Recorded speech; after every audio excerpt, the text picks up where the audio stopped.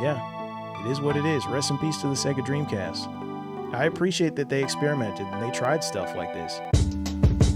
Okay, turn it off. That's all we can afford. What's going on, you guys? Steve here, and today we're going to be checking out a hidden gem for the Sega Dreamcast called Cannon Spike. This game holds a special place in my heart because it's actually the last Sega Dreamcast game I ever saw in the wild when the Sega Dreamcast was still an active console. I went to a KB Toys with my mom. Rest in peace to KB Toys. I went there to buy Power Quest, a fighting game for the Game Boy, which we've covered before, and that was the last time I saw a Sega Dreamcast kiosk. I vividly remember walking in that day, and all of the kids in the store were all huddled around this Sega Dreamcast kiosk. I still remember what the kiosk looks like, and it had this game, Cannon Spike. Everybody was checking it out because some kid found out that Mega Man is in the game. On the character select screen, if you scroll over to the side, you can get to Mega Man and Bonnie from the Darkstalkers franchise. Yeah, he was basically just flexing to all the kids that he found these characters. Essentially, this game is a shmup, beat-em-up hybrid. It's like this weird amalgamation of Smash TV and Power Stone. It's a really strange game. It's a crossover Capcom game with a bunch of their various characters from their franchises.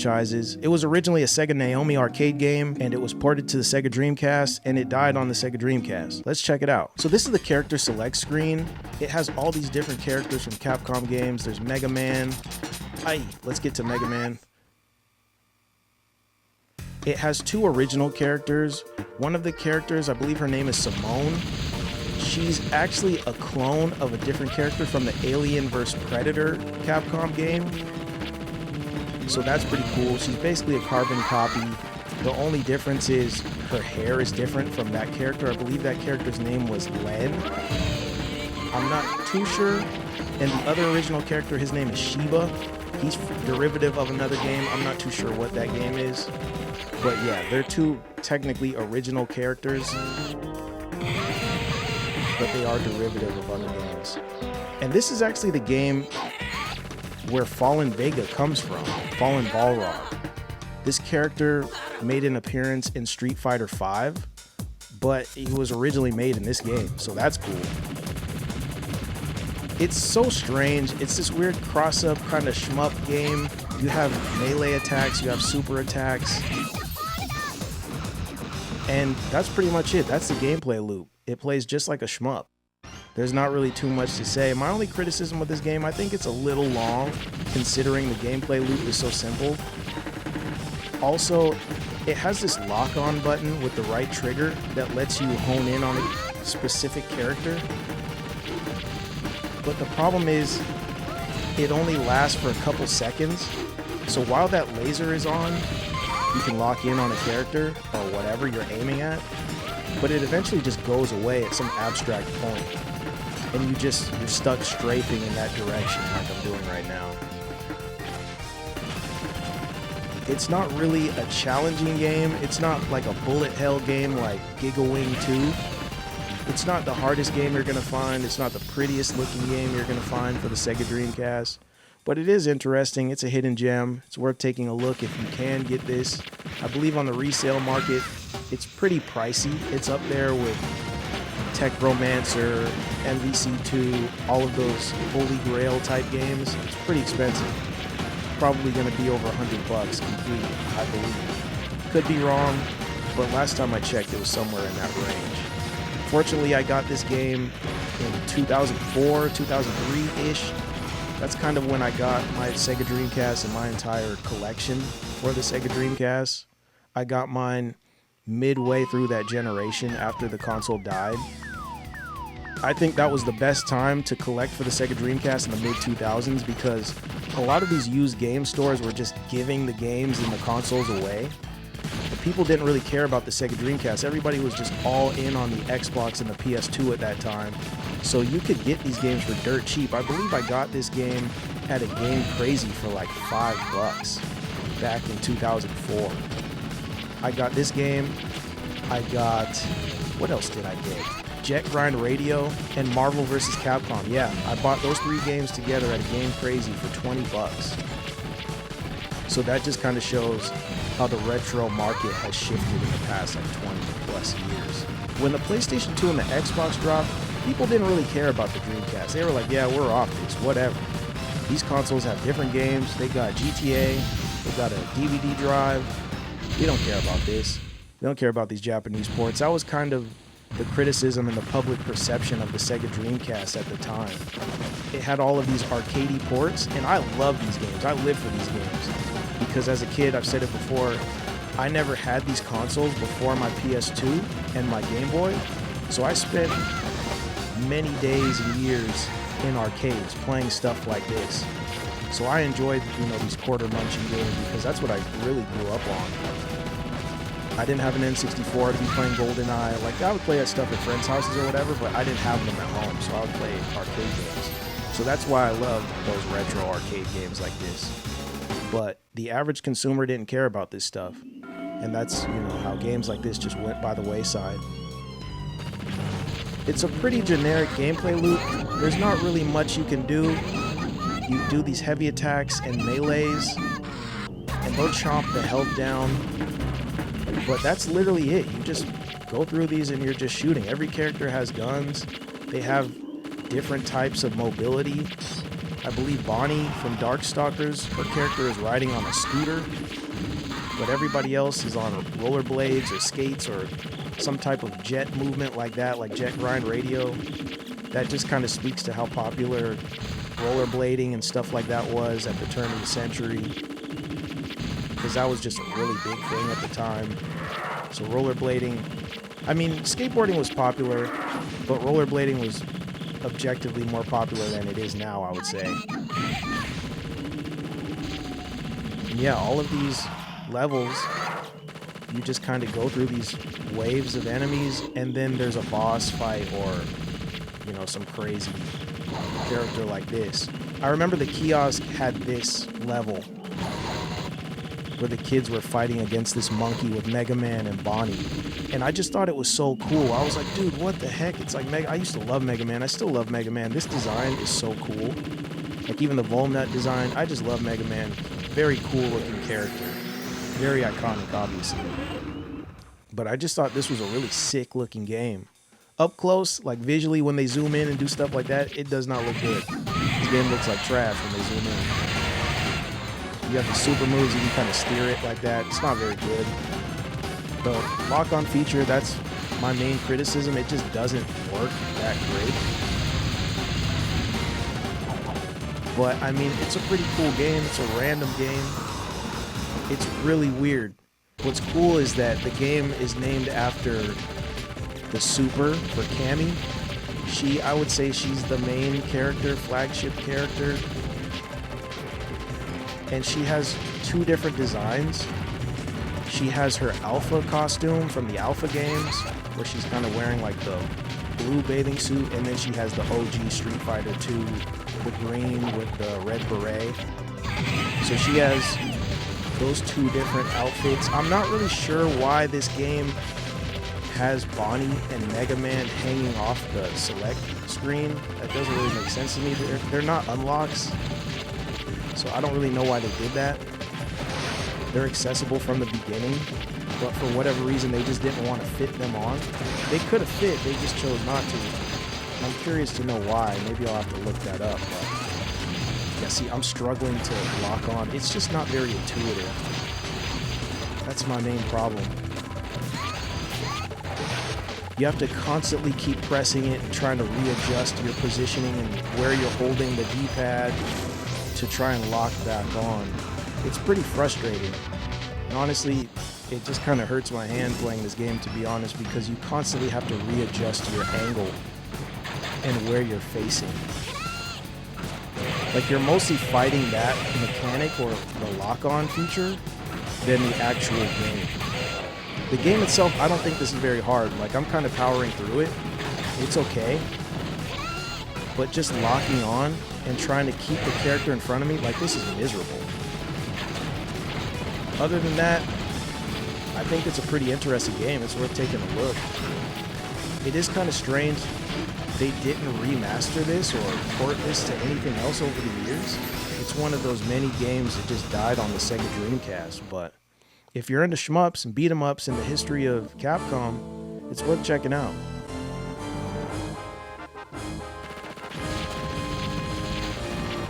I think the music is really cool.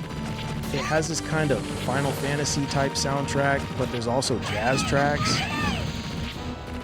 So it kind of reminds me of the Marvel vs. Capcom 2 soundtrack. It was pretty jazzy, super random. But it was cool. They were making really cool soundtracks for the games at that time. It was very ambitious, very different. That's what's kind of unfortunate about modern gaming, is that you don't really see those big AAA companies making these experimental games like this. Like, maybe they'll make a mobile game or something super random that's just, monetized to hell with microtransactions. But you're not going to see, mainline franchises getting spin-offs like this for major consoles. They just don't really do it anymore. But I appreciate this game. It's very weird. Honestly, I never would have found out about it if I didn't walk into that game store when I did. I never heard about it before or since. That was the only place I heard about this game. I've never heard anybody talk about this. My friends don't know about this game. I haven't really seen too much content made on this game. I believe Yo Video Games made a video on this. Like Maximilian Dude and those guys, they played it for like 10 minutes. But that's pretty much the extent of this game, the media. They didn't do a good job promoting it. It came out at the tail end, literally the tail end of the Sega Dreamcast. It was discontinued probably a couple weeks or months after I saw it, which is kind of crazy. Looking back, I don't even remember getting the news that it was discontinued. I just remember going to video game stores and it just silently went away. Like, I'm sure people who are older than me, maybe they knew and they were aware, but personally I wasn't. I wasn't reading like gaming mags. YouTube and all of these platforms aren't what they used to be. YouTube didn't even exist back then. So yeah, there was no way of getting online news, social media, that stuff didn't exist back then. So I just wasn't aware. I just started going to gaming stores one day and it was just GameCube, PlayStation, and Xbox. And then eventually I started seeing this stuff in like bargain bins. They were literally giving them away. That was truly the best time in the 2000s for a game collector. Because everybody at that time was just so enthralled in just honing in on the Xbox and PlayStation 2. Nobody really cared about anything else. So if you were into retro games, you wanted to collect weird games, they weren't charging an arm and a leg for that stuff back then because there was just no value. People didn't appreciate it. But now, I mean, good luck. Ever since the 2010s, I've been keeping tabs on this game and kind of the Dreamcast market. And a lot of these games have gone up. Like even Virtual On, Oratorio Tangram, I love that game. I got that game for maybe 20 bucks, used, complete. That game is going for closer to 50 now, and it's only been like a couple of years. So the resale market, it's kind of egregious on Dreamcast and some of this other stuff. Like the prices have just gone up so much. But yeah, I got most of my Dreamcast games in the 2000s. And yeah, it was just pretty reasonable. Beyond reasonable. They were literally giving them away. I don't think I've spent... That was probably the only game I got that was over 20 bucks. It was Virtual On recently. I got that game online. But most of my Dreamcast games, I got them used for like 5-10 bucks. With the cases, sealed. Not sealed, but they had the original clamshell, the manual, all that stuff. Yeah, it was just a different time. The Dreamcast, to me, it was just a really special console. I just really enjoyed it. Like, at the risk of sounding like a Dreamcast blazer, it was just very experimental, and that's what I appreciate. Like, yeah, I enjoy the staple franchises. Like, I play modern games with my friends. I play online multiplayer stuff every single day with the homies. That stuff is cool, but I just love stuff like this. Just random games. Just single-player experiences. Really weird stuff you're not going to get anywhere else. Where they were testing the mechanics, they were testing the visuals. It wasn't just the same COD game every single year. Same Madden every single year, same 2K every single year. I like these experimental games where they actually push the boundaries. They're like, you know what, this is weird. Let's try the mechanics of this and pair them with this. Let's get all of these flagship characters from Street Fighter, and let's get Mega Man and get all these other people together and make a shmup with them. This is different. This is special. And yeah, at this point in the game, you fight Fallen Vega, Balrog again. Really interesting character. There's really not much to him. You just kind of chuck stuff out. It's gonna do damage. It's really not a challenging game. It's really not. This is one of the easier games on the Dreamcast. It's just kind of long for me, I would say. Just because it's so simple. There's not really much you can do. You just have these same couple moves. It's a 6-button game. You have to lock on your regular shot, a heavy shot, a melee, and a heavy melee. And that's it. And you just run through, I believe it's 10 stages I'm about to see. Oh, it didn't show me. But yeah, I think there's just one more boss fight after this. We're getting to the end. And the story is basically non-existent. Apparently, there's some terrorist organization that comes through and they're wreaking havoc in the future, and conveniently only these Capcom characters, you know, everybody's got a gun and some skates or something to save the world. That's the premise of the game. And it's not acknowledged outside of that little blurb, you know, before you press start or at the back of the case. That's pretty much it. There's no cutscenes in here. It does have specific character endings, which we'll get to, because I doubt I'm gonna die and lose, but that's pretty much it. It's a very shallow game. There's not much to it. You unlock a gallery if you beat the game once, and you get to see all of the assets and all the different character images, all of the artwork for the game, which is really cool. I think the artwork is sick. The cover art is dope. But that's it. That's literally it. You just have a couple options for the difficulty, which doesn't make the game harder. It just kind of gives them more life and just kind of extends the length of the game, maybe a couple minutes, but I mean, there's not really too much of a difference. It doesn't necessarily make the game harder, in my opinion, anyways. But yeah, you basically just run through and this is what you do. There's not much to it.